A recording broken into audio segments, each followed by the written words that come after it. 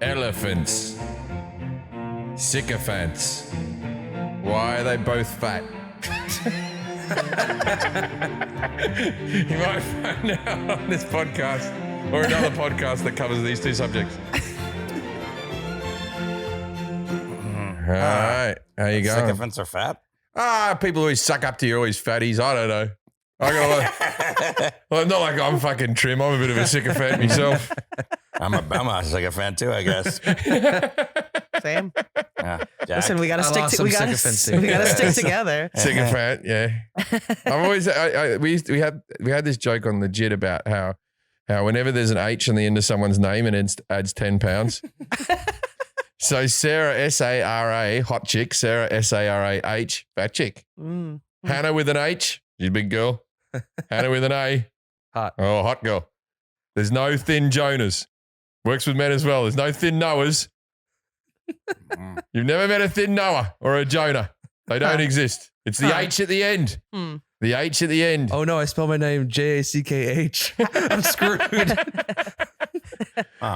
How much research did you do into that theory? It's just what I think. There's no science involved, Kelly. Well, good thing our expert today is on that. The letter H.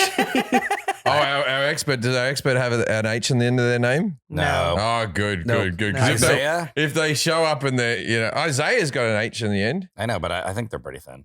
I know Isaiah's a thin. Yeah. No, it's any biblical now. Isaiah is that biblical? Feels Elijah. Like Elijah's biblical. Sarah ain't biblical. Sarah ain't Hannah's not biblical. Hannah's not biblical. Okay, I won't say that because I got a relative with that name. Well, they're gonna know. All your relatives like they have an H and the other one. Yeah, there's only. I think I've cracked the code. That's Gary with an H. What about like Elizabeth, where it's a TH? Does that still hold up? Yeah. Elizabeth's are bigger than Lizzie's. Mm-hmm. Yeah, Lizzie's are smaller chicks. Lizzo. Oh, Lizzo. Yeah, an O on the end. Now we're talking a whole different thing. Jumbo. Yeah, Jumbo had an O on the end. Yeah. O adds 20 pounds. Rude. Although I've never met a fat Milo. I've never met a Milo. No, but all the Milos I've met are under 5, so you can't really judge it. and they're dogs. No, there's that one guy, Mino Yan and Lava Lewis. But he's thin. He's a great guy. But hate keeps you thin. Yeah.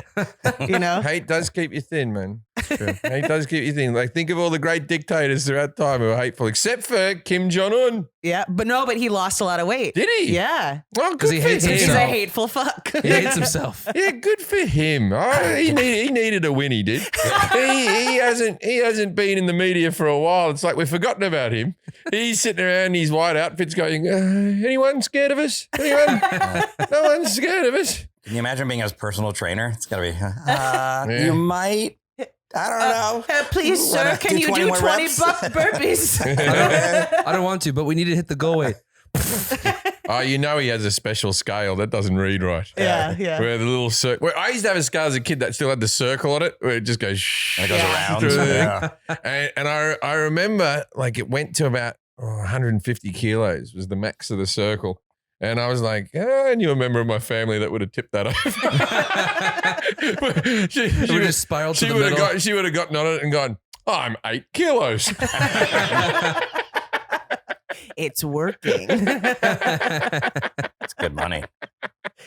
I can't believe they haven't gotten rid of the scales at doctors' offices where they have to do like the big block and what then the fuck is all that about? We're going to move a weight along. We'll move a weight along. And then also, whenever they weigh you, they go, I get up on the scale. I'm like, I got keys and phones in my pocket and my wallet. I keep all my receipts. Can I take a shit first? And it's like my naked weight, my other weight is about 6 pounds different. Mm-hmm. You know what I mean? Depending on the jacket I'm wearing or whatever, it could be like, between 3 and 6 pounds different. Yep. Yeah, there's two things. So that the last time I was at the doctor's office, I said, I got my phone, keys, all that stuff. And she just held out like a folder like this and to like put it on there. And I put it all in there and it just all collapsed and fell on the floor. I was like, well, that was good. Just broke my And then it's always embarrassing because, I mean, I am overweight. People can say I'm overweight, but I guess they don't know how much I weigh because they're like trying to they're sliding the little one up. I'm like, you're going to have to take the big one out. Go up one more there. Yeah. And they're like, oh, really? I'm like, yeah. It's like, okay, so at the moment I'm like 214 pounds or something. I like to be 200 on telly, and then, I'm doing the Tonight Show this week, so I'm not going to be fatter than I normally have for that, right? Wear black. Way ahead of you, Jake. Yeah. Do you know? Not blackface. Do you know that Johnny Cash was 300 pounds? It was just the outfit. His Photoshop budget was insane. Mom. Anyway, Steve Jobs too. But I have little tiny legs. I'm all torso. So people always think I'm thinner than I am. I used to crush, like I weigh less. People think I weigh less than I am. I used to crush at those things at the carnivals. They still do the thing where there's a bloke who guesses your weight. What a thankless job that is. You have to stand next to people. You win a toy. You look about 240 pounds. Well, 230. I was wrong. Hey, you look 150. Yeah. No, I'm 180. Thank you. Here you have a cape that has Superman on it. Fucking off you go. Or a fucking fluffy toy. All right, well. They should get churros at that. That'd be a good thing. Now you're because now you're like the fatties are going, oh, God, I want a churro, but I don't want people to know me weight, but I really want a churro. See the dilemma? What about that restaurant in Vegas where Heart Attack Cafe. Yeah. It's like if you're over 300 pounds or something, you eat for free. What? Yeah, that's exactly what it is. Is that it? Yeah. I'm going to go wear heavy boots. There's a giant scale out. It's on Fremont Street where there's tons of people just out there drinking whatever.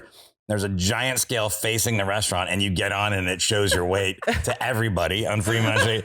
And if you're over 300 pounds, you get to eat free in the Heart Attack Cafe. And I think people have actually had heart attacks in the Heart Attack Cafe. I want to go there next time. I think if you're like an NBA player though, and you're still ripped in 300 pounds, I'd give it a go. I'd be like Heart Attack Grill. Because I'm one of those broke NBA players who needs a free meal. Yeah. That's how you work around. Like my wife's big scam in life is she goes, we watch The Bachelor and she goes, what you should do is get the engagement and then you can sell the ring after the thing doesn't work. I'm like, selling a secondhand engagement ring, what are you getting, like 15 grand or something like that? You've had to be on a reality TV show. You've had to be engaged. I'm like, she's not a mastermind criminal, my wife. And there's a rule. You have to be together for a certain amount of time in order to be able to keep the ring. If you break up right afterwards, you have to give it back to Neil Lane. Damn. This is all good stuff. Is this the Patreon we're doing right now?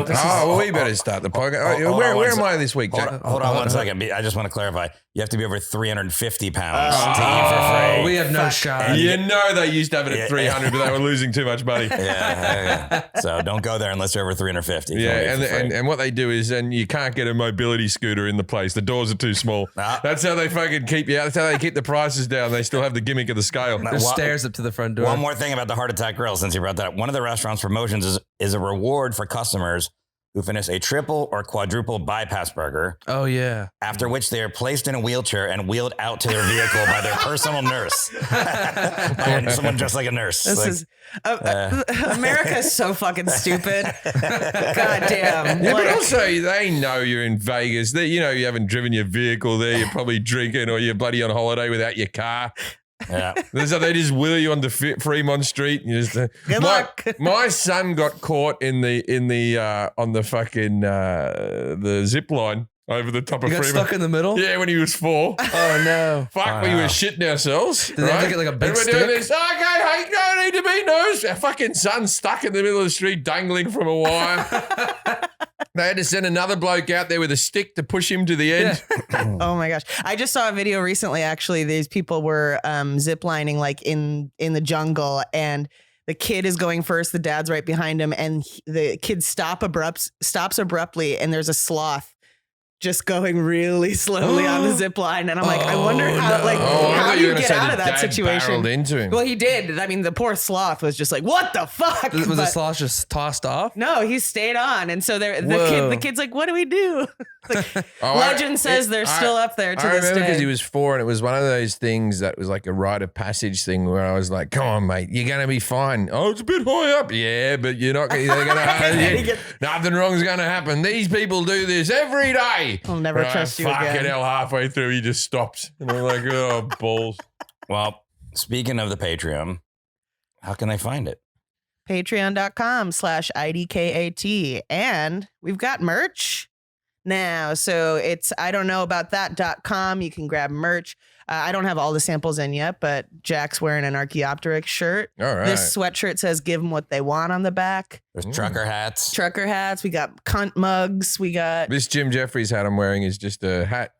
Not So on the it's store. Not on the Not store. Someone made it for it and gave it to me. But there is a Be Cocky shirt, and it's pretty funny. I was wearing my April 18th. I got a whole lot of April 18th clothing that people just give me. I've never sold any. But I was wearing my April 18th t-shirt. And I went out to play golf the other day with my son and Andrew Wontock and his daughter. We were going to have a round with the kids, helping them swing, you know. And his daughter looked up at me and went, "What is April 18th?" And I went, didn't think about that. And I went, "For a friend of mine's birthday." Yeah. And she's My like, butthole's birthday. she's like, "Why, yeah." And I said, "I'm just a big fan of his birthday, man." Got these made. We were in Cabo. It was literally just the hat that was sitting on the front seat of my car. Yeah. That was how the choice was made. So please subscribe to the Patreon. Buy some merch. People have been asking for merch. So those of you who've been asking for it, it's here, or it's going to be here, right? Yeah, it should be launched. Oh, by the time this, okay. Yep. Where am I this weekend, Jack? I don't know. Nowhere this weekend. You just came back from Texas. Oh, it was some good shows. Yeah. We all enjoyed. I was on Fallon either my life, so I've got a bit ready for Fallon that I don't know because I have to have the pre-interview, right? Which will happen. I only found out I'm doing Fallon like an hour ago, right? And we can cut this out if they cancel, like they always do on me. and so I've got a bit worked out, but it might get squashed by the producers because they ring up and they say, "Oh, what are you going to talk about?" No, I don't know if this will get through. Yeah. We'll have a go. We'll do a follow-up talk about it. Well, I'll tell you. Well, you're going to be in Grand Rapids, Michigan, April 8th. Grand Rapids, Michigan. And then- That's where we're going to be. One of those big tubes going down the fucking rapids. No. And then April 9th, Green Bay, Wisconsin. The Bay of Pigs. I'm joking. I'm joking. HBO Max picked it up. Sell tickets. Yeah, that was me. No, that's me TV show, Bay of Pigs, that I'm trying to promote. Get it up and running. If you're a TV producer out there and you want to have Bay of Pigs, we'll have all the Hannahs and Sarahs you can imagine.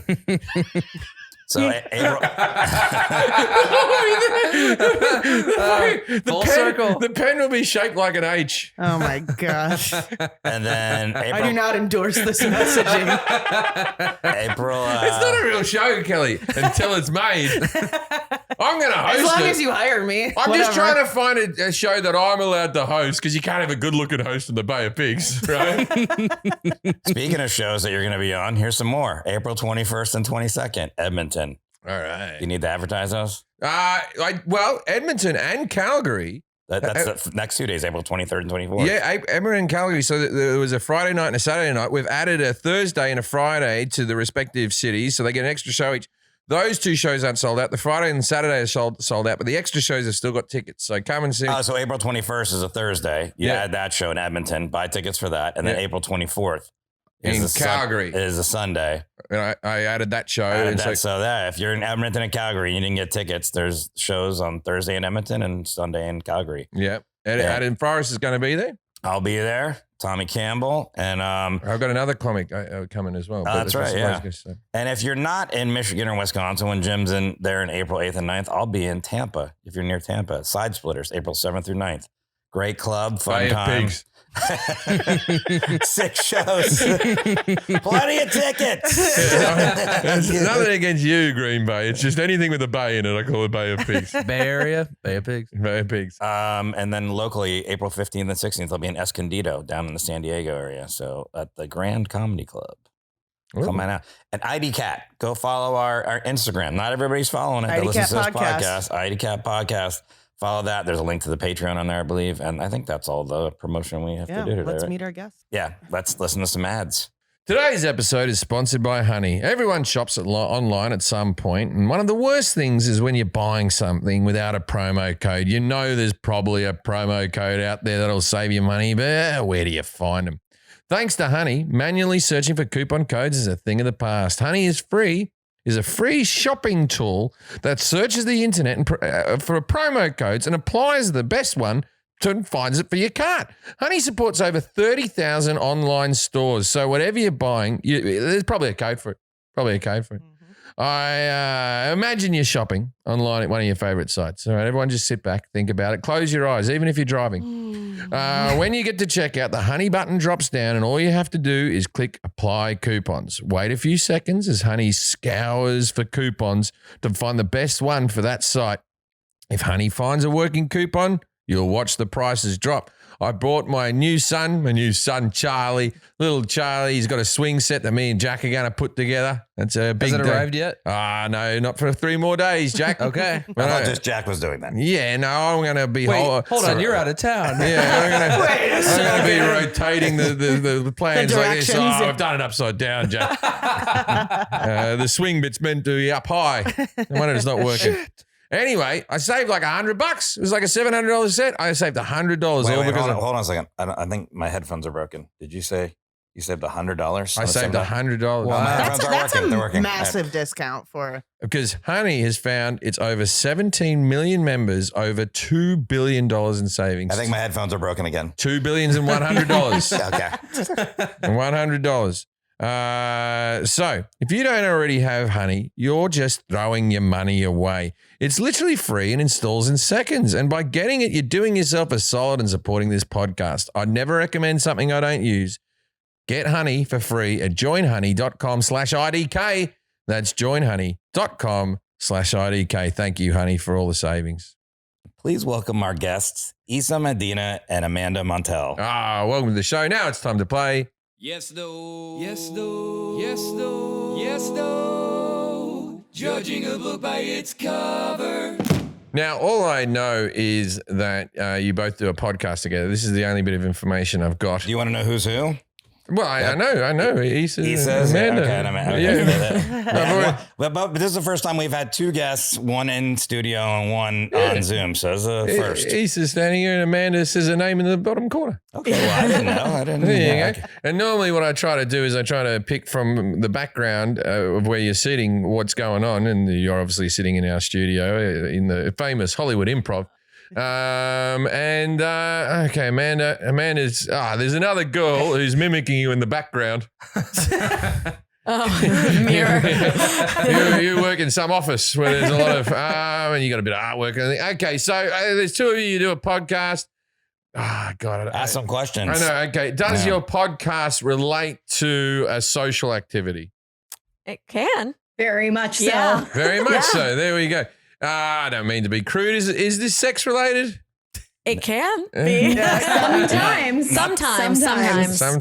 Not specifically. Not typically. Yeah, not typically. I mean, when it gets bad. Is it like not educational but a fun activity we're talking about today? I would say more educational, but like we talk about it in a fun way. And Correct. yeah.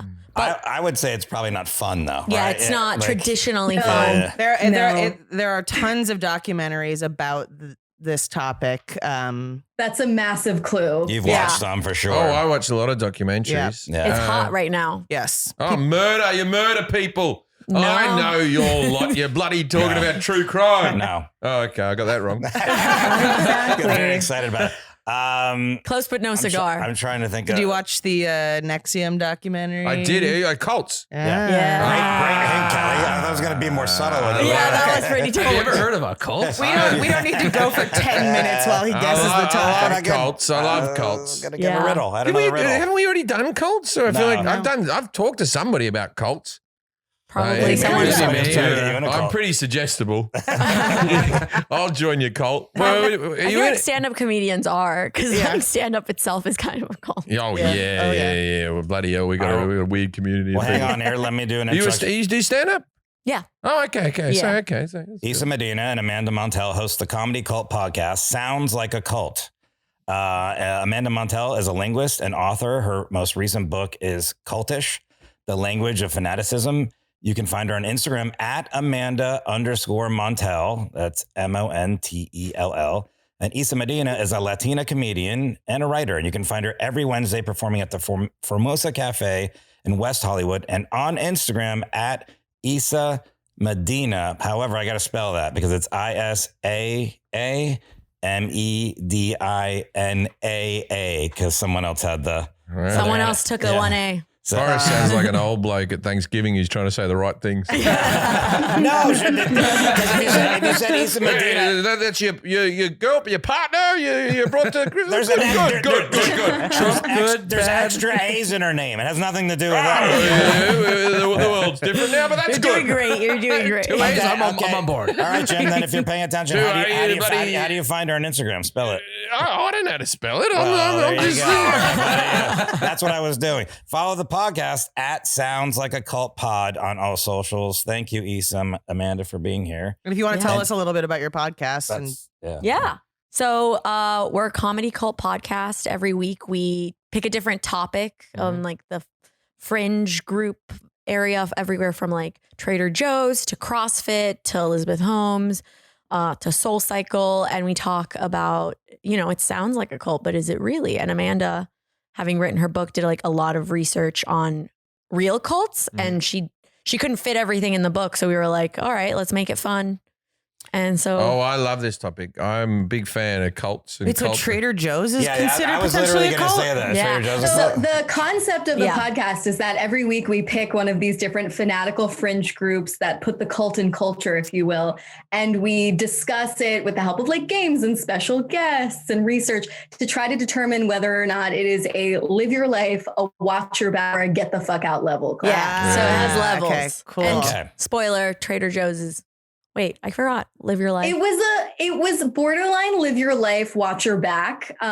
Because no, I think it was live it your was life pretty for much live your life. consumers. Yeah. It's watch Live your your life for back if you consumers. work at Trader Gotcha. Joe's. Oh, they get a bit Yes. culty if you Yeah. work there. Yeah. I've always thought that Trader Joe's was overrated. I've been quite vocal. on I this. love Trader Joe's, I but the think so, employees too. are too happy, and so that Exactly. leads me towards We cult. talked about that. Right. Yeah. Well, what's hilarious is that the word love bombing is so trendy right now. So someone straight up like messaged us and was like, the Trader Joe's employees love bomb you in the checkout line. I'm like, bitch, that is not love bombing. They It's do the have only- literature, it's too. It's That's the only thing, place you can get a Wii Spa. That's Not pretty, anymore. I think they got rid of No, they them. got them back. They're back. they don't. I've Get got a my- what? Wait, get a what? My freezer's full with them. There's The these mango bars, sorbet bars with a strip of vanilla ice cream on the side. They're very popular in Australia. They're from a company called Weiss. Ooh. And, really good. And they're very good, but you can't buy them in America. But what they did was they bought them from Australia, the actual Weiss bars, and they rebranded them as just mango pops what or they whatever do. at Trader Joe's. And that's the only place I can get them. And I went in there and I said, oh, where's all those the Weiss bars? The mango bars are the thing. And they're like, you're the 7th Australian to come in today. Oh my God. Yeah. Yeah. Oh, there are whole Facebook groups with like hundreds of thousands of members that just get on to discuss like what location has what product, but really Yeah. it's just like some reappropriated thing. Oh yeah, they're all. And they do boom bars now, whatever the Bambas or whatever. Anyway, the Boom peanut. bars. But Sounds like a racial slur. There's these. All of his things sound like slurs. Yeah. Well, this is Boomba. their marketing is just like for white people. So they're like, let's rebrand and make yeah. it Well, boom bar is digestible for lack of a better Boom term. bar, boom bar is actually an Australian slang term for a fat person. Because you so go, it is a slur. when you're a kid, you go, you're a fatty boom bar like that, and then like you just, as you're an adult, you just go that boom bar over there. So that's a real thing. But that's not what I was saying. They're a peanut snack from Israel that they give to children that actually stop them from having peanut allergies, and they're hard to buy in this country, or Bambas or something. Anyway, I've gone off on a tangent. Let's talk about cults. All right, so here's what I'm going to do. I'm going to ask Jim a series of questions about cults. When he's done answering those, Isa and Amanda. Yeah, why do you keep finishing my sentences today? Because you were slow on that. I thought you forgot I know, her I was name. going to ask him to explain their podcast. You're really, really, Listen, whatever that term is that you you use were that the- for men. Yeah, You were the one who couldn't say guests, so I'm just trying to that help. part was edited out. Thanks for bringing it up. So you're going to grade them on accuracy, 0 through 10. 10's the best. And then Kelly's going to grade them on confidence, 0 through 10. I'm going to grade them on et cetera. We'll add all the scores together. If Jim gets a 21 through 30, your culture club, 11 through 20, cultural appropriation, 0 through 10, and culter.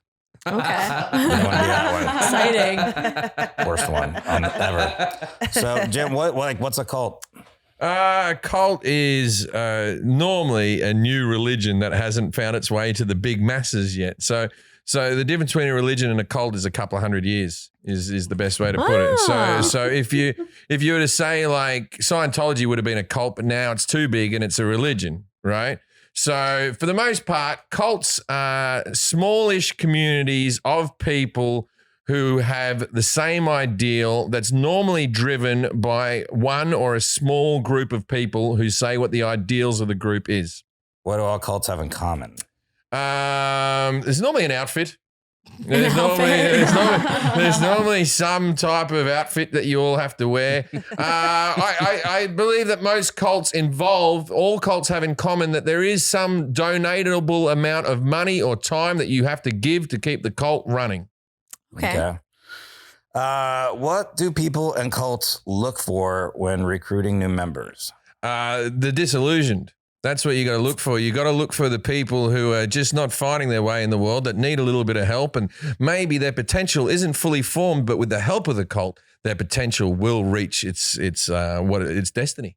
Okay. What is the difference between due and undue influence? Due and undue influence. Due influence is when you're put into the cult and you're told what to do, and undue is when they send people into what's that word? Deprogram you out of the cult. Oh. I cut my tongue. I think that's why I'm never going to be able to say S's again. So are all cults religious?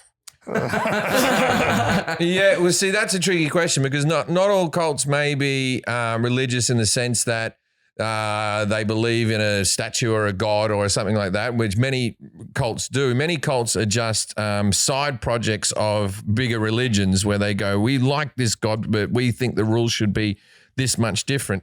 But they don't all have religion. Some of them are just what they call self-motivation or self-improving cults where they say if you do A, B, and C, then your life will be better. But it is religious in the sense that there's normally a leader that you have to sort of to his or her word.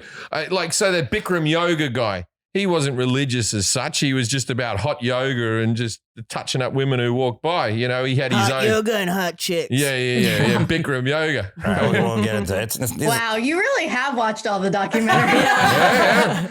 This podcast is much better when Jim doesn't know anything. Just, you know, because when we're answering the question, he goes, I know these, so I'm going to sit back and answer them. It's like not as funny. So. Yeah, this feels like the short answer to like a multiple choice question. I know. I don't you're even like need to really be here. thorough. Yeah, when he knows something, he's going to let you know he knows it. So Why wouldn't I? I'm not going to say I don't. Yeah. Yeah, I got to give it a I'm go. learning something new today. what is the acronym? Keep them coming. What does the acronym CULT stand for? I just made that up. It's not a real question. I was about to be like Amanda. I was looking through the outline. I was like, where do I write the notes? See you last Tuesday. I was about to be like, wow, we've been doing this for like over a year. And It's not an acronym. I'm going to jump ahead because we can talk about all these. But what is love bombing, aforementioned, and how does it relate to cults? I don't know what love bombing is. Oh, you don't know something? I've never heard of the term love bombing.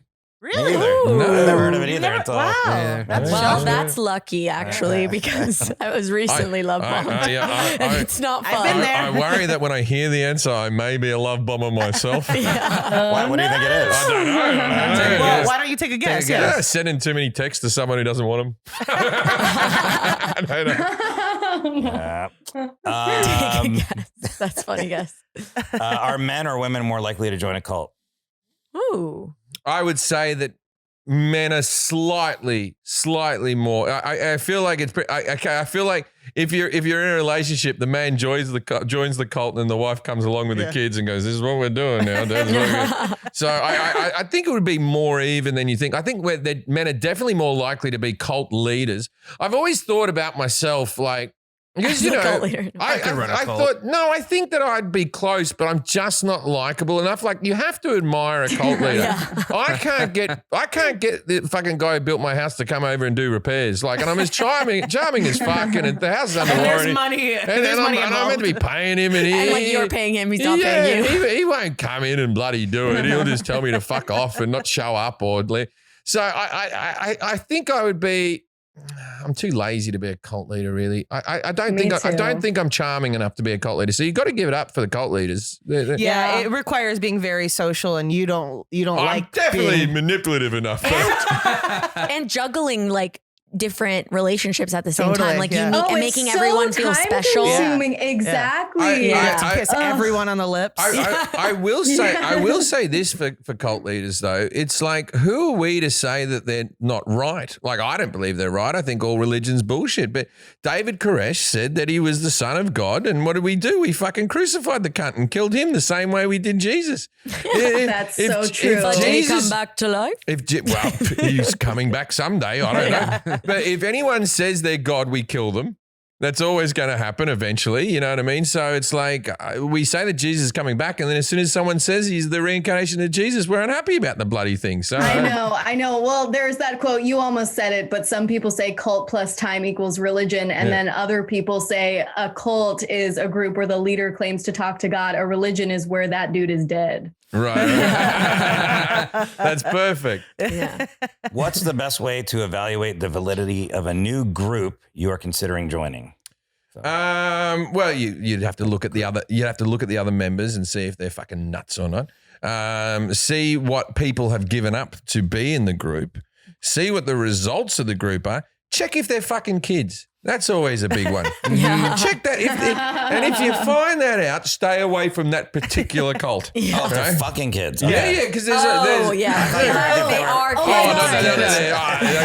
Those my God, fucking kids over there, buddy, get your tennis ball out of me. We each interpreted that phrase differently because I was thinking check to see if they're fucking kids of the cult leader. Because you know how like the fundamentalist Mormons, like all the members. Rephrase it. I was imagining a cult leader with just 3 kids standing on top of each other in trench molestation coats. in the cult. Yeah. If there is, Right. that's not a good cult. Yeah, Now, that's but usually also a classic red check flag. if also the outfits. Like all those people that had to dress in orange for that lady who the Indian fella used to drive all the fucking the Rolls Royces. Rajni. Yeah, Rajni. Yeah, that fella. Is orange your color?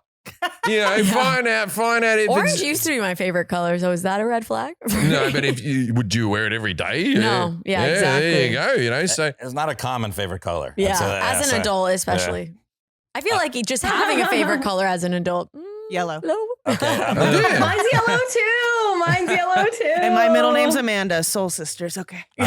Should we start a cult? I like red and Way black. ahead of I'm you. like a trashy groupie from the Guns N' Roses days. I'm going to ask you a few more questions. We'll get to all of them, but Jim seems to know a lot about this, so we can get more into a conversation. But let's a couple more questions. What happens when you decide to leave a cult? Not easy. No, I won't say that for all cults. Maybe some of them have a come and go, but for the most part, if you leave a cult, they're going to be worried about how you are going to portray the cult when you are interviewed. Most people who are leaving the cult probably have some bad words to say about the cult. There's not many people who leave a cult like, I'm not going to say anything. This is not for me. Yeah. So I imagine you get hounded from other cult members, and then the problem happens is every single time these people who leave the cults, all the rest of the cult members don't talk to them. These people feel very, very alone because that's been their entire community. That's all their friends, all their family, and now they're on their own in the world. Okay. What was wrong with that answer? Come on. You're taking just Great let that. Just give answer. him some quick answers, and we'll get to it. All right. What? Oh no, it's great. Don't worry about it. This is what I do. This is their People hate cult. me. Their cult is Fight Club, and they just argue with each other on What the is it podcast. called? What is it called when the loved ones of a cult member arrange to have that person kidnapped away from the cult and retrained for cult-free life? Reprogramming. Okay. All right. How about this? Let's just. What is the name? What is the name of the cult that believes humans were created by aliens called Elohim? I don't know how to say That's that. Scientology. Who pretended to be angels when they appeared in the past? I believe that's Scientology. Okay. What was the People's Temple Massacre? How many people died? Was that Jonestown? It's Jonestown. That'll be Jim Jones, and he made everyone drink the Kool-Aid. What phrase did Charles Manson use? Wait, to- I shouldn't laugh at that. That's not funny. It wasn't Kool-Aid. It was home brand Kool-Aid. And Kool-Aid are very upset about that because it wasn't That's their brand right. of Kool-Aid. It was flavoring. Yeah, It was flavoring. and I think if it's going to be your last drink, come on, splash out a bit, Jones. Yeah. It's gives the brand you name. vodka, It's the too. brand Give a name. brand name Oh, Kool-Aid. and it was grape, which is Yeah, the that's worst flavor. like- That's offensive. Yeah. That's How like many people medicine died? flavor. I like grape. I want to say sorry. I want to say about 600 and something. In that ballpark. I've seen the pictures of all the people dying, and then the people got shot in the runway, and then Jim Jones, he just fucking shot himself in the end. He didn't drink the Kool-Aid. What phrase did Charles Manson use to describe the apocalyptic race war he foresaw? Helter Skelter from the Beatles song, which is about Helter Skelter. Look how happy Amanda is. You're so knowledgeable. Amanda's like smiling ear to ear. Helter Skelter is actually just a song about a slippery dip, a slide at the carnival. One of those big circular ones with the flag on the top, which is very British that they would have in carnivals, because when you get to the bottom, you go back to the top, then you ride and you fall and you go for a slide, and then you do it again. It's all about just going on a slippery dip, man. What notable footwear were the Heaven's Gates cultists all wearing when they killed themselves? Ugg boots.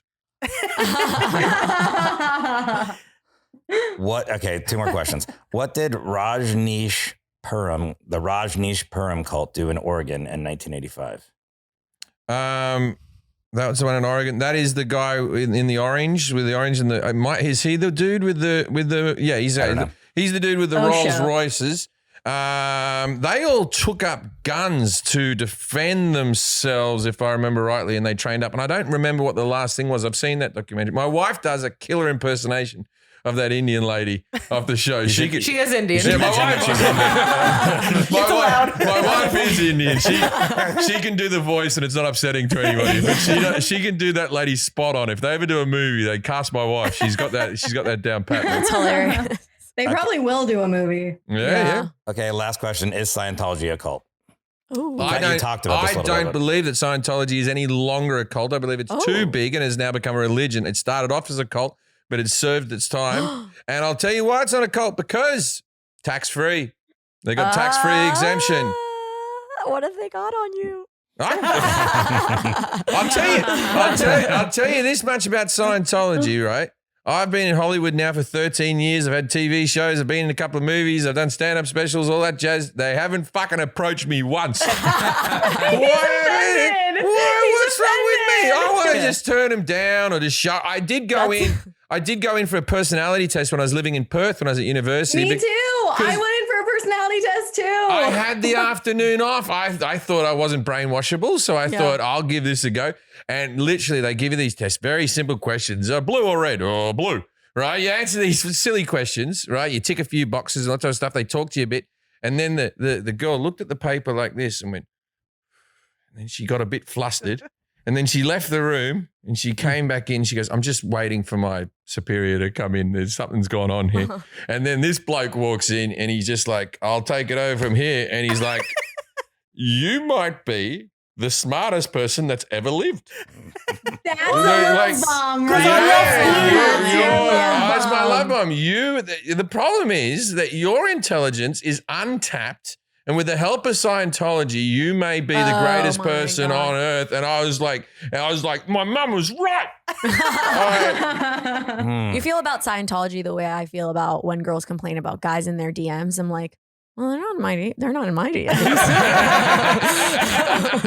Wait, what guys? Yeah, what that? They're so annoying. We all have this problem. Yeah. Man, people slip into their DM. I hear married guys like this. Oh, as soon as I got married, women always hit on you as soon as they see the ring. Not in my experience. Exactly. Well, I did a personality test, Scientology, and they told me I was a piece of shit. So I don't know what that means. They told me I had all these deficits. They were like, "You're so uptight." That's just a regular bombing. Okay. And they have each one of them has an office for L. Ron Hubbard for if he comes back ready to go. And what, in the Perth one? In Perth, Australia, the most isolated city in the world, when L. Ron Hubbard comes back, that's the first stop on his fucking campaign? Or that if he comes back, he's going to want to go sit in an office. Yeah. First to go back to work. Maybe he likes quackas. Oh, yeah. Didn't think about that. And did they ever find, what's his name? Capitalism Who's the guy from the Mick Savage? Mick Savage, who took over from Scientology. He's the guy. David Miscavige. Miscavige, right? And his wife's gone Mick missing. Savage. Yeah, which is I like the remix of his name. Mick Savage. It's a Big Mac, but it has spicy chicken. All right, so Isa and Amanda, how did Jim do 0 through 10? 10's the best on his knowledge of cults. Honestly, I would give him a 9. Well above average. Yeah. Well above average. Born in cults, Jim. And if you want to learn more about cults, join my little group that we meet on Tuesdays. There's a pamphlet. We and all wear orange. To wear orange. Small amount of money. April 18th is our special day. All you have to do is give me your social security number. Yeah. How do you do in confidence? Go? I'm going to give you, I think you are the smartest, most talented, most capable man Thank in you. the world. Thank I'm you. going to love bomb the shit out of you here, and I'm going to give you a 10. All right. Oh, wow, Ooh. it's 19. Give you a negative 30. All right. So all I missed was Ugg boots and love bombing, right? So that's a 9. That's pretty solid. 9. No, Oh, I there missed were a other couple ones. other errors. I believe that other one. Yeah, there was a couple. I don't know what the answer is really. prevails. Yeah. But you did really well. This and porn. These seems to be your two specialties. So far. You got a perfect score on the porn episode. Oh, wow. That's your personality test. And these are the results. You're good at porn documentaries and cults. porn. It fills my afternoon. Have you seen the documentary porn about is unscripted. OnlyFans? I have seen the documentary about OnlyFans. Yeah. I've That's seen like that. your two. I watch about 3 documentaries a week. It's all I just if a new documentary comes out, I'm pretty dyslexic, so when I read, things don't come into me head. But if I watch documentaries, I'll remember it. I'll remember I'm a it. documentary whore too. Okay, so what is that? Like, is there an actual definition of a cult? Like Jim said, normally a new religion that hasn't found its way to big masses. But Well, is there? Yeah. Amanda is the linguist here, so. It's really tricky. I mean, I talked to a lot of academics for my book, sociologists, psychologists, linguists, and everybody had a slightly different take. It's one of those words that's so context dependent and so judgment loaded and so subjective that it can apply to anything from like Jonestown to SoulCycle, Glossier, Trader Joe's, whatever.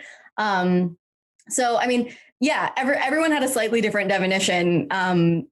So there kind of really isn't one. Okay, so what do they have in common then? That was a question we asked. Is there like some sort of through lines like that? So just quickly, does the word come from? The occult, or where does the word come from? So the word, so the earliest iterations of the word had a really innocent meaning. They just meant homage paid to divinity or offerings made to win over the gods. And then the word by like the 1800s came to mean a sort of churchly classification alongside religion or sect, no negative connotations though. It wasn't until kind of the mid-century when all these alternative religions from Jews for Jesus to Scientology kind of freaked out old school conservatives and Christians. Then cult came to be associated with like quacks and con artists. Then once the Jonestown massacre happened and then the Manson family murders in 1969, then cults were really put on the map as something that everyone should know and that everyone should So fear. Jews for Jesus was a cult? I don't know what it is. Maybe identified I as think one Alternative by religion. traditional I think religion. I might be in a cult. I donated to Cars for Kids. I don't know where the money's gone, and now they want my property. Cars for kids. It's like kids don't even drive. I'm going to now say for Cars for Kids, I think it's completely utter bullshit. I think, where's the fucking money? Yeah. Anytime that someone has Wait, a that's charity. a real thing. Yeah. yeah. You don't- Cars for kids. You never Yeah, listen. you can donate your- Cars for kids. 1877 What's so Cars funny for is Kids. in the past few weeks, I've been nannying for my nephews, and I've taught them the Cars for Kids jingle, Jacob Emrani, and the AIS jingles. And so when I drive them around, they roll down the window and scream out the jingles at people. So they're up to date on Cars for Kids. I thought Jacob and Ronnie called Jacob and Ronnie. Call Jacob. Call Jacob. Yep. I thought it was two blokes, Jacob and Ronnie. Yeah, my nephews did it first too. I've been correcting that for weeks. Yeah, no, the Cars for Kids. Teach them right. And the Cars for Kids, donate your car, we'll give you some money, Yeah. and you get a tax deduction. And then at the end, they just slip in, we take properties as well. Get the fuck out of here, Cars for Kids. And it's like, anytime a charity goes for kids, for the children, no. It's even now we're getting a lot of charities come in and that are like, help the Ukraine. I've given money already to the Red Cross for the thing, because the Red Cross, they've been fucking stable my whole life. The Red Cross have been out there. I see them giving packages and shit and going into war zones. That's where I give my money. But I've been asked to do loads of charity gigs, and I'll do some of them. Help Ukraine. I just don't know how the money gets there. Yeah. I don't know. In So what way? so many cults mask themselves as charities. I mean, QAnon rebranded as Save the Children. Yeah, that's Remember? why I think that like just because like Scientology is a 501c3 doesn't mean that it's not a cult. You know what I mean? That's just because they don't want to pay taxes. Look, I'm not a big fan of I'm an atheist. I don't believe in any religion. I just argue that Scientology is as much a cult as Christianity or Judaism. Pretty much anything that that's what we're all arguing. Completely. anything that wants me to give my money is a cult. So the IRS cult. I'm just not interested. If I have to give you money, not interested. Capitalism. That's the libertarian vibe, right? Yeah. No rules. It says Cars for Kids with a K. Cars for Kids is a fundraising arm of the organization called Joy for Our Youth. And they apparently raise a lot of money, $24.6 million. Wait. This is like 10 years ago they did, so maybe even more. But you know how they say that you donate your car and I guess they fix them up and sell them, whatever, and then they use that money for, they say like youth camps for kids, and that might be where the money does go. But you know how they give you a vacation voucher? Apparently it's for like timeshares. It's like a timeshare scam. So they give you like a vacation voucher and then you're like at a timeshare thing and you're like, shit. Wait. No, I just know that there's a lot of mums and dads out there, single parents who don't have cars. You give them the car. Yeah. Why are they selling the car to send the kid to camp? I want cars for parents who have kids. Yeah. That's my song. It's 1-877 Cars for Kids. That's too long for a phone number. Cars for Kids. And it's Regis. Regis does the is true. adverts. Regis, is it Regis? Regis and Not Company. adding up. How Wait, Isn't Regis dead? He does. He does. No, he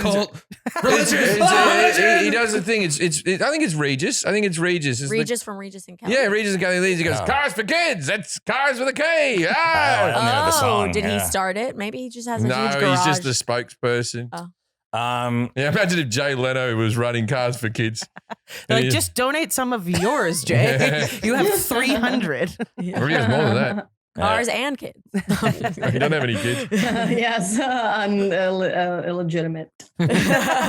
What is the difference between due and undue influence? Jim said due you put into the cult. Undue they send people into. I really like that definition. I don't know if it's accurate though. Yeah, I don't really know quite what that question is asking. I mean, undue influence is obviously like coercion. Mm-hmm. What is due influence to have like a healthy effect on someone? I don't know. Or a natural, like coercion by accident, maybe. We don't know about that. The way So we can also cut this question. Just a tip for the podcast. When you write a question, have an answer for it yourself. I do. So I wrote this question specifically because you guys filled in for us. Our other guest had a whole section about due influence and undue influence. But who was your guest? Can I ask? Dr. Yanya Lalick. Oh yeah. But duress is sometimes confused with undue influence. Undue influence is also a defense to a contract in a situation that affects mutual assent. So it's basically taking advantage of another person through a position of trust or something like that. Right. yeah. Okay, so here's the thing, and this speaks to the subjectivity of the word cult. There are so many cult scholars who've each come up with like their own system to describe these matters. Like, how can you determine if something is a cult? Some people will have a rubric that looks like this. Some people will have like a list of terminology. Let's go back a second. What's a rubric? Who's the director? Outline. Stanley Rubric? You don't know? You know, like a key. Remember, a code, like when you code area that like explains the definition. Pie chart. No, that's not true. You know when you would be in school, and there were like an A+ paper has these qualities. Never had a one. B paper has these. A D paper? They didn't even mark them that way in Australia, but I still got a few Ds. The point is that Me too. The point is that every cult expert has a slightly different way of talking about these things. This is okay about cults. Okay, you guys obviously know a lot more about cults than I do, and you've talked about them at more length. Do they always? Because it feels like the cult leaders sometimes don't always start out as evil. They get sort of corrupted by their own power. So, like even Jim Jones in the early days, it was the most inclusive church in San Francisco. It had black people and white people and old people and people who felt like they were on the outskirts of society and all that type of stuff. And they all joined together in harmony. And then he just sort of started going, bring that person to the front of the stage and just whip that bitch, right? And then they started like caning people in front of things and he was giggling. And I don't think it started that way. No, it didn't. I mean, that we think of these cult leaders as these genius, evil masterminds, but really they're just opportunists who have a problem stopping themselves before they exert too much power. But you're right. Jim Jones started as an integrationist pastor in Indianapolis. And he had adopted children who were, like every color of the rainbow. I actually hate when people say that. Take that out. I say that because he called it the rainbow family. He was like, I have a rainbow family. I walk the walk. I talk the talk. Like I'm doing social justice, anti-racism. He was work. inclusive, man. He was an inclusive man. And he was, but then he just wasn't able to stop himself before it got too far. Yeah, I feel like it gets to this point where like you don't have checks and balances. So like you were saying, there is one leader and like, I feel like they have to be personable with so many different people that at one point they start to believe their own bullshit just because they're so exhausted of like carrying this whole group of people. Well, and you think about anybody who is like a con artist or something like that. When we watch it from the outside, we're looking at the end result, which is this cult and this terrible thing happened. And we're looking at all the red flags when they're already there. But everything is so incremental where it's like, if I can push someone just a little bit further to do, you remember to begin with, Hitler just wanted everyone to have mustaches. Darren Brown's sacrifice. It's like one of those things where it's like, can I ask somebody to do a little bit more, and then eventually it snowballs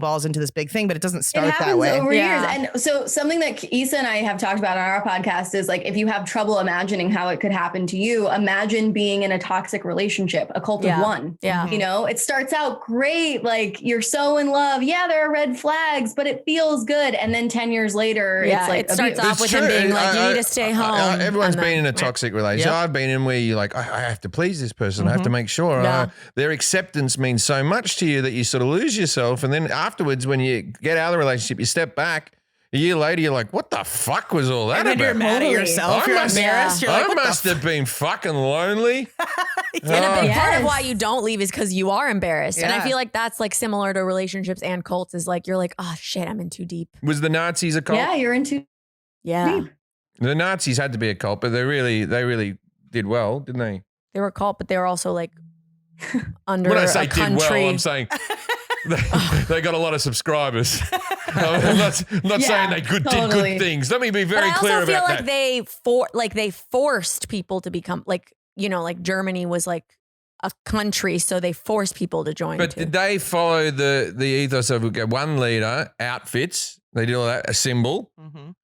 They did all the things, a common enemy. That's cult stuff, isn't it? Yeah. For sure. Oh, definitely. This stuff can be applied to politics, Silicon Valley. Definitely. Yeah. It's funny when you were just saying that, I was like, we did an episode where we were saying this, but that was terrorism, that episode. And it was like some of the same, we did a podcast with a guy that specialized in people recruiting people for terrorist organizations. And that was the common enemy was in there. And then the shared, it was all. And I feel like cults and like terrorism are similar in that like you're going to people who are lost and don't know what to do with their lives and are looking for purpose. And they're like, oh, I'll give you a purpose. If ever there was a cult, is the rebels in Star Wars. Mm-hmm. If you got like a wizard-like character with this thing, let's go blow up that building over there, this Death Star and all that sort of stuff. They were terrorists. Luke Skywalker was a terrorist. Oh, fighting the man. Yeah. It's funny. Like I was reporting a piece a few months ago. Totally.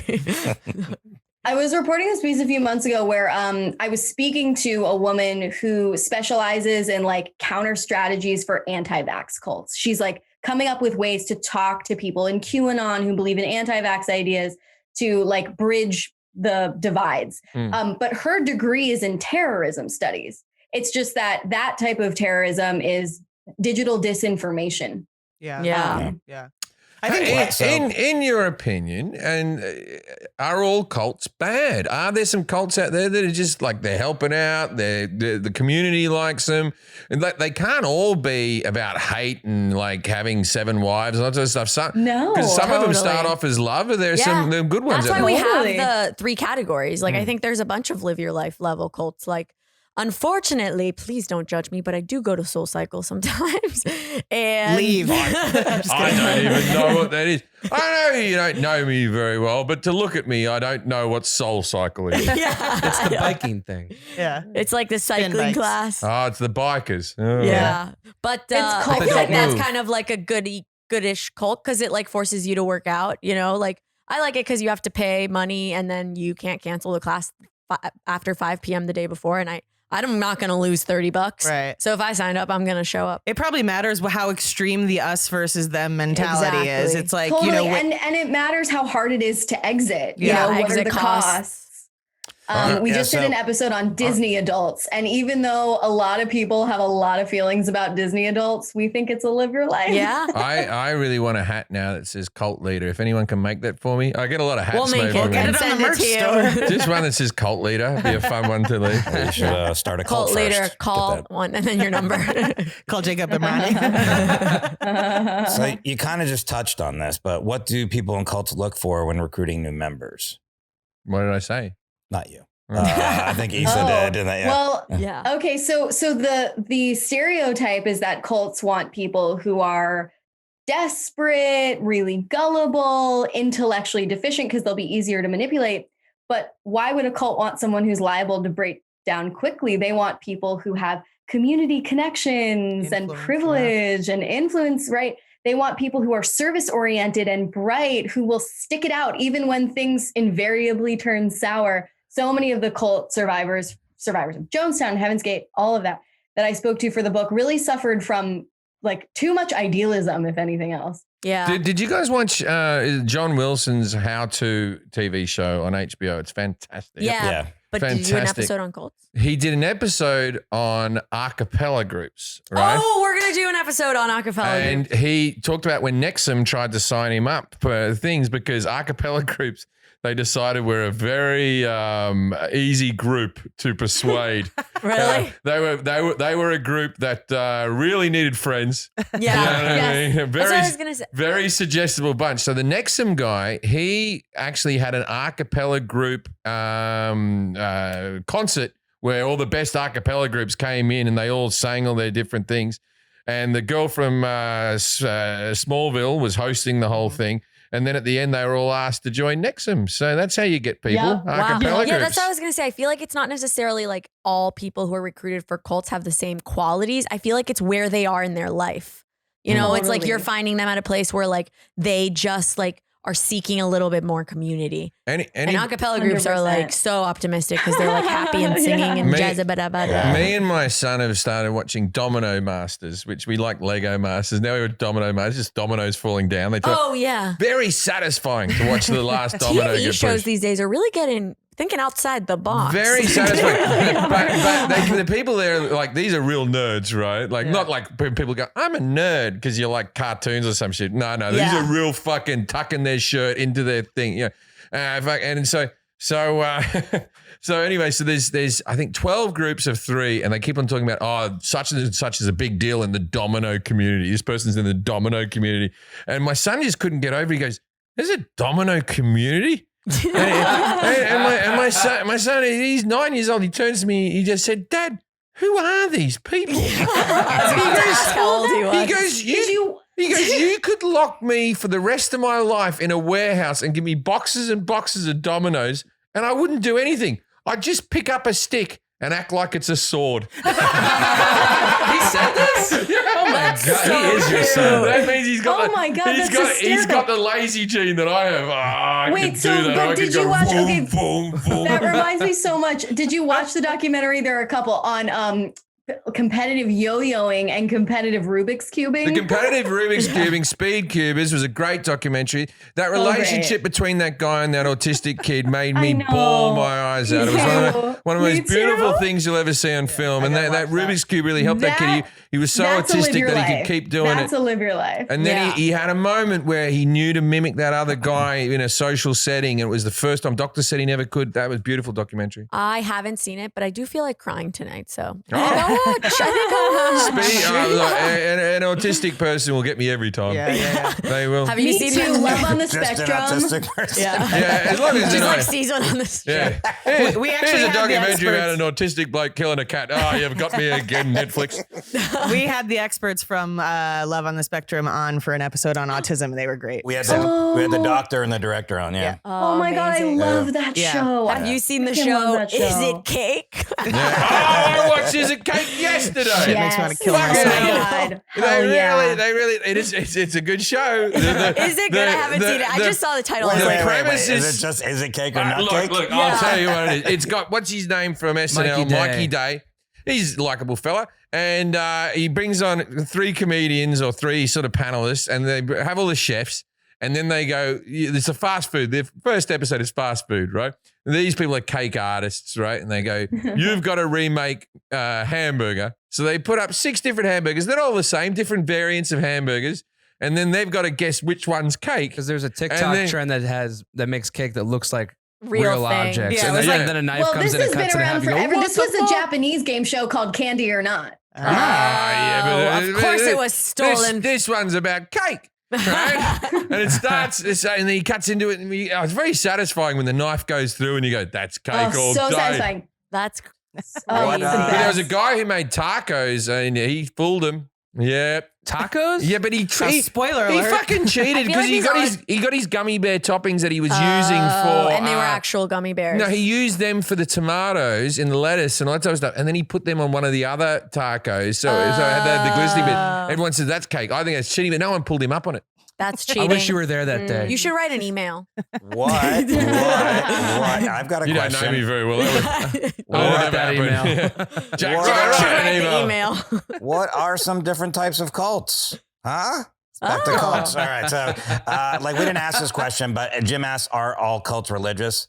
And then maybe we can, like, what are different types of cults? Maybe Yeah. that kind of works with each other. So, I think you asked me if they were religious. I So did, yeah. and you said not all of them are religious. Not all, Yeah, not yeah, all, not all. But you also believe in a said God, that but yeah. once a cult is around long enough to become a religion, you don't think it's a cult anymore?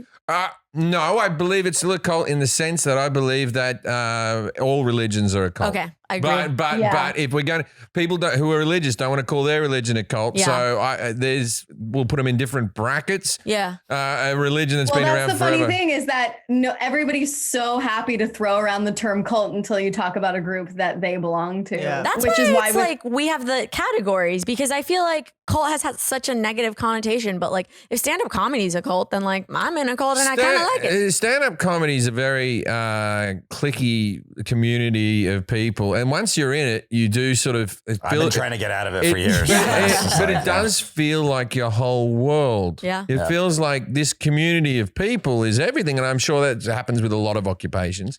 But I sometimes have to remind myself that there is more to life than stand-up comedy. Yeah. Well, it is. I mean, Is if we there?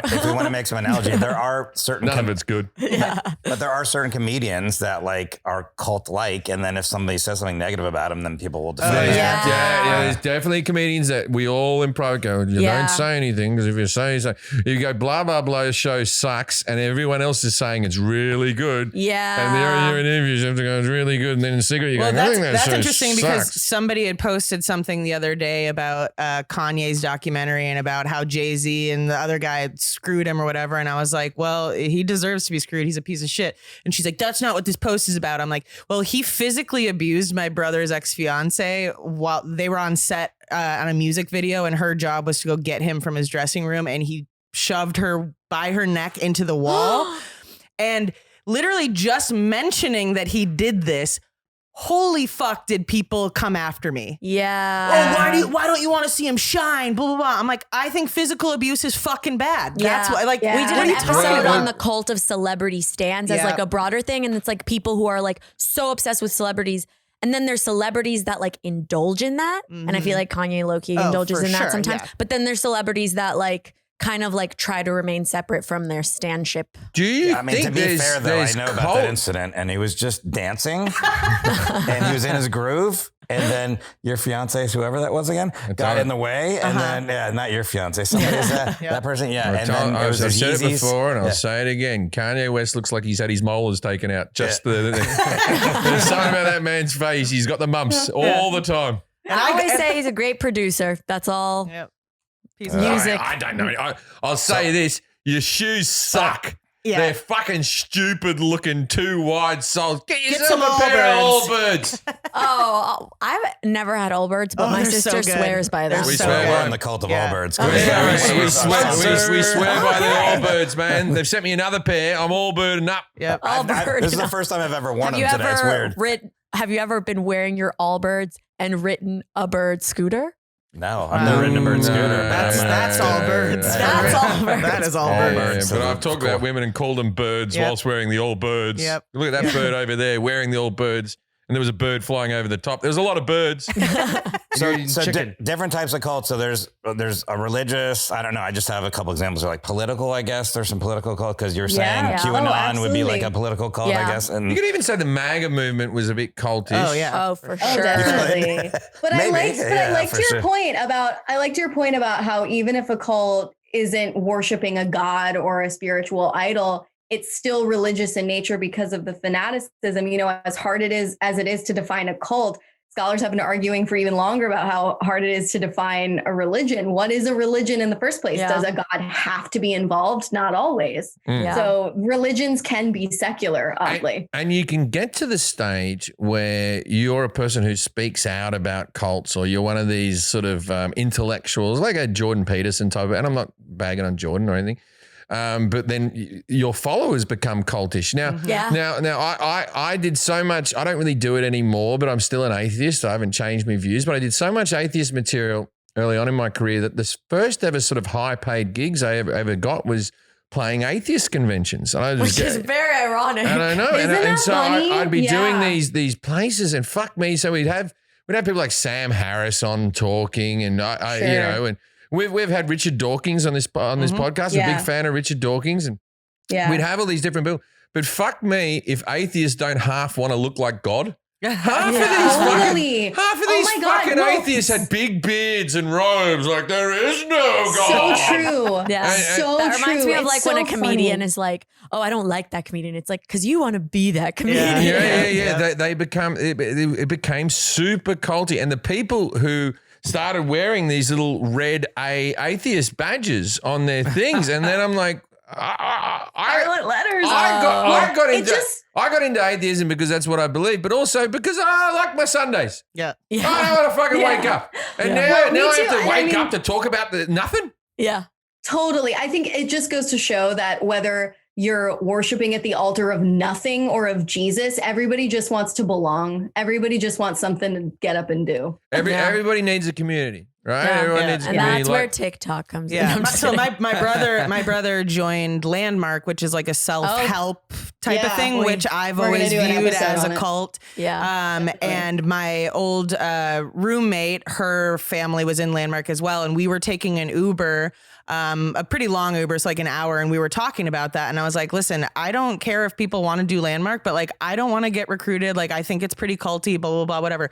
2:00 in the morning, I get a text from the Uber driver, and it was something where I had to click on the text and it opened up into my notes because that's how long the message was. And he's like, "You're a fucking terrible person. Like you need Landmark more than anybody." And all I was saying was like, I wouldn't want to join it because I don't want to pay $1,500 for somebody to like break me down and build me back up again. Yeah. But like Landmark is 100% a cult. Yeah. Did you know that Sorry, for a while? Landmark are now a Landmark's like- sponsor of this podcast, and we want to say how proud we are Yeah, of their work. it's a self-help thing. So you pay like $1,500 for a weekend It's of like seminars. Nexium. Yeah. And so like my brother invited me one time. He's like, "Hey, would you just come to my graduation thing?" And I was like, okay, fine. But then I get there and they're doing like a first round of, you know, what the next session would be. and I my was a God. psychology major. So like everything they're doing, I'm like, I know exactly what they're doing. Like they are Yeah. specifically trying to tear people down, tell them that they need to grow. And then they have this revelation in front of a crowd of people and people applaud for them. And I was so fucking pissed. I was so mad that I got brought there. And then they're like, we have discounts for people who want to sign up for the next seminar since you're here. And I was like, fuck you guys. I was so literally- mad. I mean, what's the difference between this and the Scientology story? Right, Yeah. Here's one. Is AA a cult and all the other? Interesting. Yeah, I would we're say gonna so. do an episode on it. Yeah. On the I mean, podcast. AA was like the inspiration for my entire book because, and Because again, you were like drunk the whole time you wrote it. yeah. Yeah. No, well, it's because we want to talk Wanted about to be groups that drunk, are I'm not sorry. only, we definitely, but we want to talk about cults not only as these destructive groups, but also as groups that can offer something good. And I was with my best friend who had just started to go to AA, and she was using all of their culty terminology like halting and, you know, I caught a resentment and all the culty jargon that AA uses. And I was like, I have got to write a book about the language of cults. Yeah. Does anyone ever become a cult They get leader? jargon. I go to Gamblers Anonymous. We have no jargon in Gamblers Anonymous, but it's very small. It's not as big as Alcoholics Anonymous. Why am I fucking whistling constantly? I actually did hear Forrest like got a his teeth solid punched in whistle. because he didn't pay off a gambling debt. But yeah, it isn't. I've gone to like one AA meeting with a friend just to bring them there because I said I can sit in here with you, but I didn't know there's all this different jargon and stuff like that. We Oh don't my have God. that. It's so catchy, and it really does bring them together that they can all but it is speak this positive, like you language. said. It helps people's lives, so Yeah. that is interesting. So, Yeah. I'm sorry. Were you saying something, Jim? Or Does anyone ever become a cult leader by accident? Because you know what I mean? Like you just start off with a couple of friends and they're all in. Then, I got some ideas. Bring a couple of more friends. And then before you know it, go, fuck, I'm a cult leader. Yeah. Totally. I The feel question like- is what they do next, you know? I feel like I could run a cult, but it wouldn't be the best group. You wouldn't have some real highbrow people in there. There'd just Yeah. be some morons. well, I mean, it could be argued. You have a lot of fans. You do big venues and stuff. Yeah. I feel like most like celebs could probably start a cult of their own. I find whether it they funny because, want you know, to. I had this gun control routine that went well and I had a couple of atheist bits and that type of stuff. And then people write to me now, like I'm getting it right now. Jim, say something about the Ukraine. yes. My silence is because I'm with Russia. No, it's like my silence is Right, because I know it right. won't make a fucking difference. Yeah. I've donated some money to the Red Cross. That's all I can really do. I'm not Yeah. going to put a filter over my fucking photo of the Ukraine just to show my support. Yeah. Because Well, that's the thing. I think cult leaders emerge accidentally on social media because they are the people who are willing to voice a confident opinion about everything from vaccinations to war to social justice to whatever. And people want a leader. Like people want an identity template. People want rhetoric. Yeah. And so the people who are willing to come forth as an expert on everything can accidentally fall into that. I'm going to say role. I'm a big fan of Tim Dillon. I like Tim Dillon. I like him as a guy. I like his comedy. I like that I don't always agree with him, but I like he goes out there and says what he thinks. But Tim could. Tim could definitely. Really? You started a holiday. I started a holiday Yeah, that that's still true. exists to What's this day. Jared Leto doing? What is he Oh, doing? he's got a cult. Yeah, what is that thing he's doing? He's like wearing a Oh, gown. I don't and it's- know. I don't know. It's all women though. It seems like, right? Yeah. I don't know. Uh-oh. I have a I first-hand account that he's a I fucking definitely terrible couldn't person. run one of them. I couldn't recruit enough women. I couldn't recruit women to go on a date with me. Same. Let's start a group. Were you saying something, Kelly? Well, that's No, I just said I have it on good authority that he's a terrible fucking Okay. person. Same. Here's like, Same. Oh. sorry, go ahead. I was just gonna say that I feel like a lot of people these days are like easily following groups or joining cults because like we live in such chaotic times that people are like, I don't even want to think for myself. So that's why people are even asking you to speak on the Ukraine situation because they're like, I don't want to speak on the Ukraine situation, but I want to repost what you say. You know what I mean? Have we noticed that Netflix yesterday put up Zelensky's, am I saying his name right? Zelensky, yeah. Zelensky's sitcom. Oh, With really? subtitles, yeah. Oh, That one that he had before, they've bought it. Like Netflix had just been like, go buy that sitcom, will you? You could like before the war, they weren't buying Ukrainian sitcoms. They're trying to distract us from the real issues, which is raising their rates. I watched. Yes. Hey, we don't talk bad about Netflix in this house. Oh yeah, no. Netflix, you I give me a lot of love special. I Netflix. love Netflix. Don't I'll pay it. Thank but you for there is- everything. You get. I have my own account that Yeah, I don't share with anyone. I got 4 specials on Netflix, and they've never bloody given me a free account, and I'm happy to pay it. You give good value for money. That's right. My sister-in-law works for them, so Netflix family.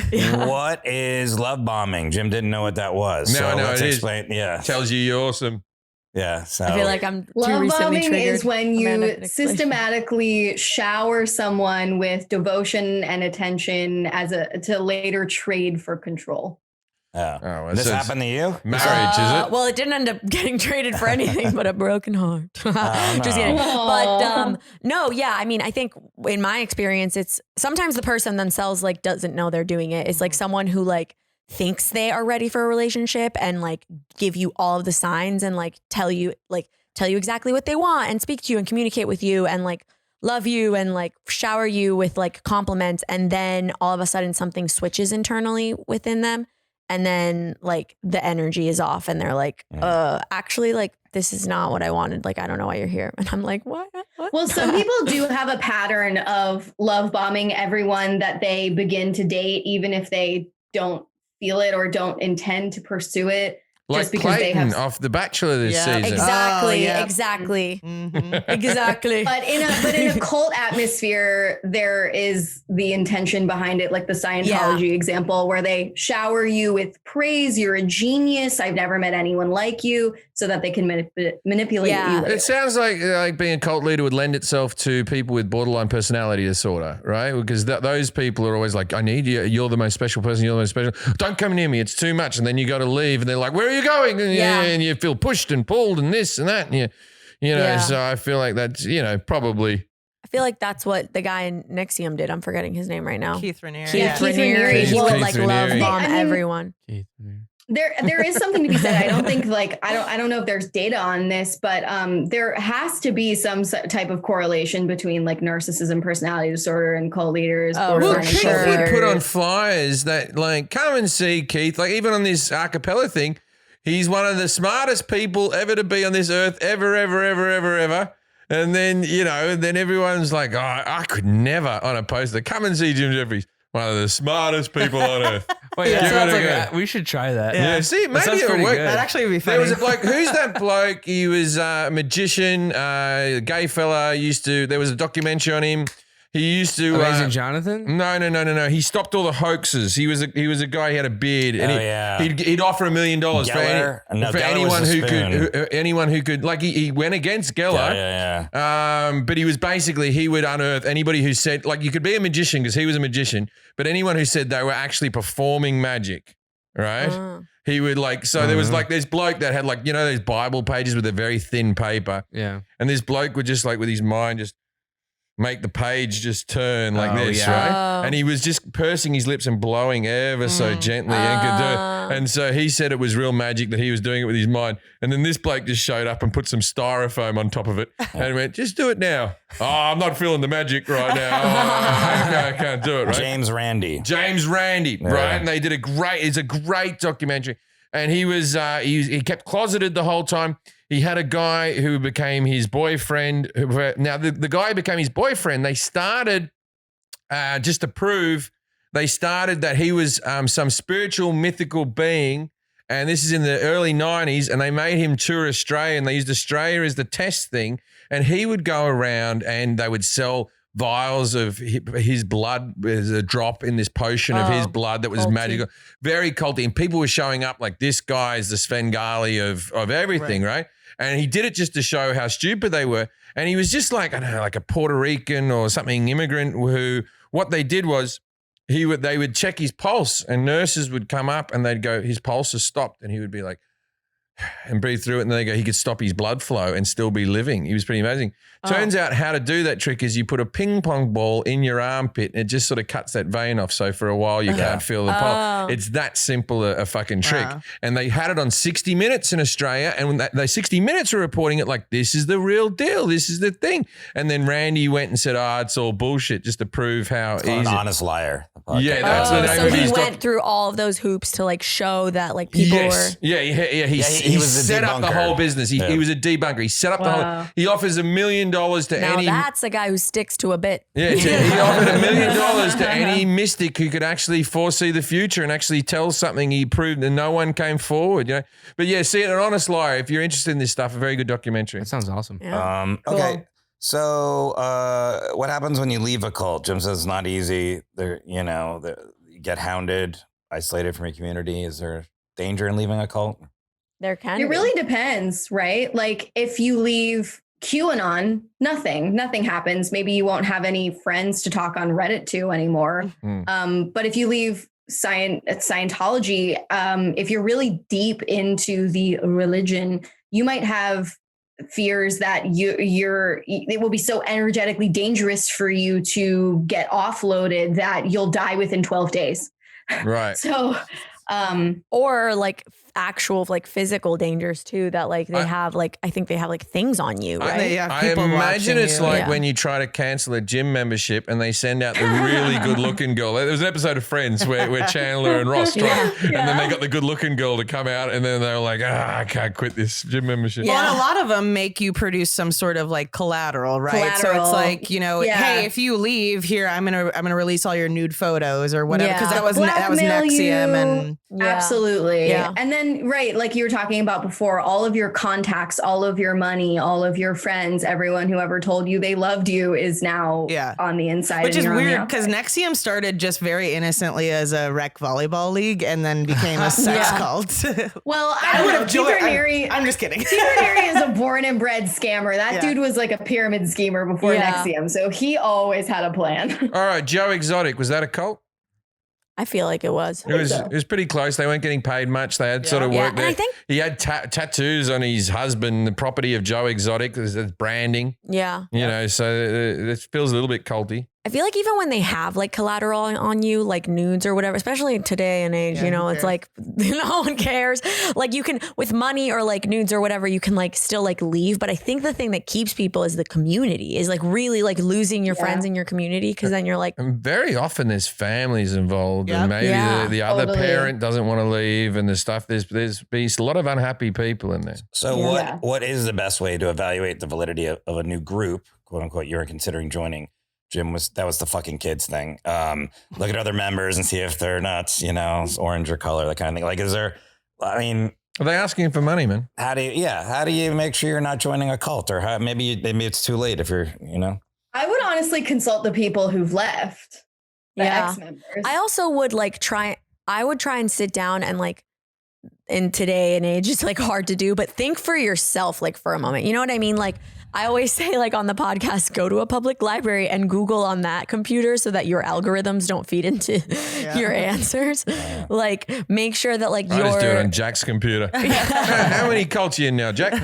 About 50. I've lost my house. yeah. I think anything that requires see- you to and just- spend time with a specific group of people, like multiple times a week too. It's like when they discourage you from having community outside of that community, I think of that's course. I mean, super. it's in that respect, if your membership requires you to distance yourself from every other belief system, that's a massive red flag. And also, like, you have to have the opinion of your friends and family and the people who trust and love you most, unless those people are already in the group. Yeah, You then need you're to be able to fucked. have outside opinions. Yeah. right. Yeah. Oh, pyramid schemes, that'd be cults, right? Yeah. Yeah, I think that's the one only of our thing- most popular episodes is the cult of multi-level marketing. I think Amway was the only one that I've ever been asked to join. No one's ever asked me to Herbalife. join. Yeah. But then we go younger things. Okay, the Boy Scouts, the Girl Guides, Yeah. these cults. This Yeah. podcast. I think you know, we could do a whole episode on it, but I would say really quickly, it's probably watch your back. What do you think, Amanda? Watch your back level, I would say. I agree. Especially, I feel like anything that has to do with like people who are like underage, like, and they're joining these like groups already,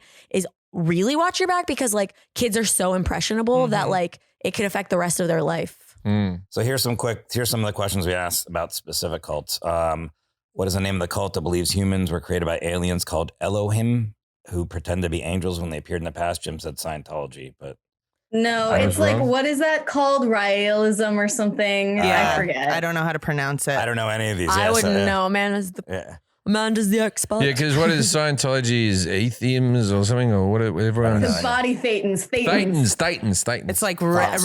raelism. Yeah. Realism? Yeah, Realism. I didn't look into that one specifically. What was the People's Temple massacre? How many people died? Was that Jonestown? That's what Jim said it was. And Yeah, was it over 600? 900. Over 900 wow. people died. I just Wow. flipped the six. Crazy. Dyslexia. Every time I hear that, no, I thought it was around 600 too, but every time I hear that number, I'm like shook still. Yeah. 300 of them were Oh, 17 or when you under. just see that helicopter shot of them all just laying out yeah. there, It's just so fucking sad. dead. Yeah. Where do you get? How it's a lot of poison. The crazy thing is, Amanda, didn't you say that like the few people that survived still said like they don't regret like having gone through the experience because it like led them to where they are today? I mean, that was a Heaven's Gate survivor who said that. Yeah. Which is still who said pretty that- intense. But Yeah, that was suicide cult. In too, Jonestown, 39. he had made them do runs where he told them they were doing it and they weren't doing it. And then there was Well, but already the thing. So he knew they were committed. No, they didn't. They didn't. Oh. No, Oh, they that's didn't? a myth. I don't That's a know myth. about that. There were these events called White Nights that the press later told this story that they were suicide rehearsals, but it's disputed what a white night even was. Some people say that it was one of these nights where you would like stay up all night with your weapons preparing for an attack that never came. Some say it was just any meeting where death was brought up. Some say it was a meeting where you said you professed your willingness to die for the cause, but there weren't suicide rehearsals in the way that the press later portrayed. I had a suicide rehearsal when I was 17. I was a stand-in. It's different. What was the footwear they at Heaven's Gate? Jim said Uggs. What were they all wearing? 93 Nike decades. Oh. 1993 Nike decades? Are those I like still Nikes. out? I don't even know. Do you think if they brought them back, like people would be like, "Ooh, this is cool." Yeah. Well, so they some were angel wings on it. discontinued. They're black and white and actually a very similar style is like kind of back in, but they were discontinued after the suicide because that was a bad PR Because moment. the people were But, discontinued. Because suicide was not in at the time. Hold on. Yeah, No, Reebok so was not like, hot. cha-ching. Hold on, though. I'm on a resale website for sneakers, and these are Nike Decade 93 black and white. It says Heaven's Gate on here, and they're going for $1,369. There's 34% I saw off. a pair on eBay for $6,000. That's what they I look saw a like. pair on Oh, eBay wow. for That's $6,000. crazy. Oh, they're not a good looking shoe though. For They're how pretty- high sneakers go these days, I guess 1,300 isn't that bad. That's Yeah. pretty good. But you know what is nice? Allbirds. Oh, wow. All birds aren't involved Don't you in dare take our cults. sponsor. Allbirds. Here by all birds. Their leader's a very reasonable man who's helping me out in many ways. And then Rajneeshpuram cult in Oregon in 1985. Do we know what they did? They took up guns to defend themselves, Jim said. You know? I forgot what happened at the end, but there was definitely, they started fighting with the community. And Wait, they, is that they the took cult that like tried to rob a bank with the like Yes. famous girls, the famous people's daughter? Let's see. Oh, what? You're talking about Patty Hearst? Yeah. No, that I'm that? thinking of a Oh, different wait, thing. no. So this was, its citizens and leaders were responsible for launching the 1984 Rajneeshi bioterror attacks, as well as the planned 1985 assassination plot in which they conspired to assassinate Charles Turner, the then United States Attorney for the District of Oregon. Oh, Ah. Fun. So- interesting. I mean, Probably with guns. yeah. And then Scientology. So cult, religion. Jim says he doesn't believe it's a cult anymore because it is a religion now because of the tax-free exemption. I will say this Cult. about L. Ron Hubbard seemed to be a very knowing man about himself. Like he said the whole thing, if you ever want to make money, start a religion. I believe Yeah. that he didn't believe his own bullshit either. I Yeah. think he just went into it like these He fucking was just a sci-fi nerd who took it way too far. It's like if J.R.R. Tolkien, instead of writing Lord of the Rings, was like, I'm gonna write a pseudo Bible. yeah. Yeah, no, Yeah. she could do it. She could do it. It's like when a creative writing trans major doesn't people in get that enough group, attention. No, that's J.K. Rowling. Oh, which one am I talking about?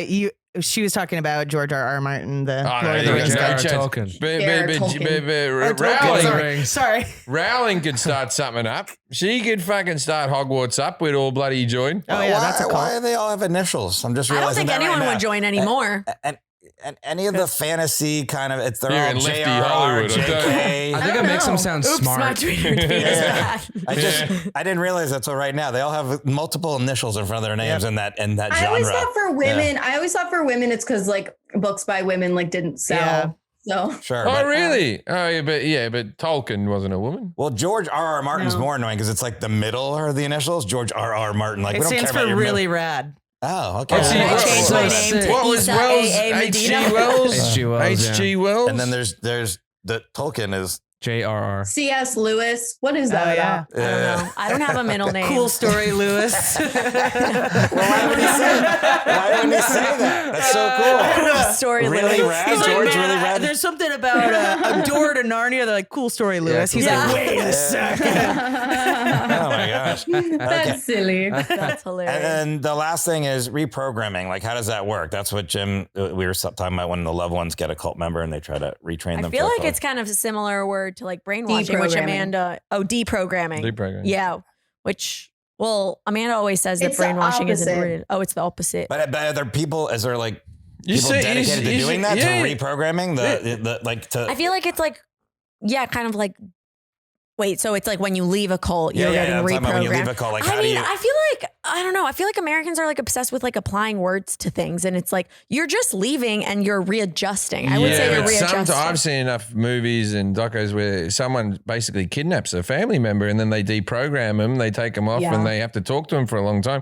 And the weird thing about that is they normally get like the local minister to come and do it. Yeah. You know what I mean? Because Yeah. he'll show us the way. It's super controversial. And well, actually, this is drama, but there's like all this contention in the like very insular, ironically cult-like community of people who talk about the best way to get people out of cults. And there are people being like, yes, deprogramming and brainwashing, this is all real and this is what we need to do. And anybody who says otherwise is wrong. Like, Yeah. the cult space is culty. Yeah. I feel like it's kind of like addictions. Like if you're like addicted to like heroin, you're probably going to fill that void with another addiction. Like Anthony Bourdain, like got addicted to like traveling and cooking. And so like with cults, it's like if you leave a cult, then immediately you kind of have to like, you Find need something to another fill the community. time. To get you out of that What space. about Rocky Horror? You just Picture hope you can Screenings? fill it with something better. Yeah. Oh, that's funny. Cause remember how I was talking about how like it really wasn't until the 60s and 70s when cults became something definitively bad. At the same time, they also became something cool. So that's when you got terms like cult following and cult classic. Because Rocky as soon Horror. as something becomes scary, it also becomes like edgy. Yeah. When was the golden era of cults? Now. We're in it. Right now. We're in it. Right now we're Yeah. in it. All right, that's cool. Start a cult, All right, people. so this is a part of the show called Dinner Party Facts. We ask our guests to give us some sort of fact or something interesting or obscure about the topic that they could use to impress people if like this came up like at a dinner party or a bar or something like that. Oh. Yeah. I don't know if you guys. Oh, yeah, we didn't prep you for this. Let me think. I Let me was think. prep, but I didn't prep. I didn't do my homework. I was told to prep. I mean, we already said it, but the Kool-Aid not being the actual brand that Jim Jones used. Oh, yeah, what was being it? Flavor Aid. It was Flavor Flavor Aid. It was just a Flavor Aid. generic brand. Still exists. Yeah. I'll tell you what though, Man, you I gotta drink be the pretty. Flavor You gotta Aid. be pretty good if you're Kool-Aid and you still survive that. Like you would think Yeah. 900 dead people, they'd be like, "Wow, our product's fucked." Well, but this is the thing is Kool-Aid wasn't a product in Australia, but we used the term. I remember people saying, "Oh, those people who drunk the Kool-Aid." And I never had Kool-Aid in Yeah. my whole life. So without Jim Jones, I would have never known about Kool-Aid at all. Now, mind you, I've still never had a glass of Kool-Aid in my entire life. I never had Kool-Aid in my life. Yeah. I'll really? make you some. I got some Kool-Aid at See, home. I actually I know what I've tasted powdered drinks that sort of but I've never had Kool-Aid because if I grew up here, I would. But then it's one of these things that I've never had like a ding dong.